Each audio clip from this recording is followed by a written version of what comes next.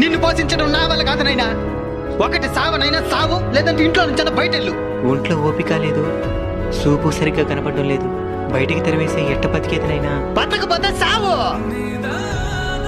ఇంట్లో నుంచి తల్లిదండ్రులు తెరవేసి ప్రశాంతంగా బతికే వాళ్ళని ఎంతో మందిని చూసినాను నేను. కొన్ని రోజుల తర్వాత, నైనా నీకోసం ఫ్రూట్స్ తెచ్చినాను నైనా. ఇది తినేసి నువ్వు ఆరోగ్యంగా ఉండాలి. ఉండు, జ్యూస్ చేసి తీసుకొని వస్తాను. తాత మొన్నటిదాకా సావమంట ఉన్నాడు, ఇప్పుడేమి ఇంత ప్రేమ చూపిస్తున్నాడా? ఈ రోజు నాకు పెన్షన్ వచ్చే తేదీనైనా. ఆ డబ్బుల కోసమే వాడు ఇవన్నీ చేస్తూ ఉన్నాడు. ఇవన్నీ తెలిసి కూడా ఎట్ట తాత వాడి ఇంత ప్రేమ చూపించగలుగుతున్నావా? కన్నవాళ్ళం కదనైనా, కఠినంగా ఉండలేకపోతున్నా. మా అలాంటి ముస్లిం వాళ్ళందరూ మీ పెళ్ళిళ్ళు చూసి చనిపోవాలని ఎందుకు ఆశపడతామో తెలుసానైనా. మేము సచ్చినా మిమ్మల్ని చూసుకోవడానికి ఒక తోడు ఏర్పడిందని ప్రశాంతంగా చావడానికేనైనా. తల్లిదండ్రుల్ని బతుకున్నప్పుడే బాగా చూసుకున్నైనా చనిపోయిన తర్వాత చూసుకోవాలనుకున్నా మా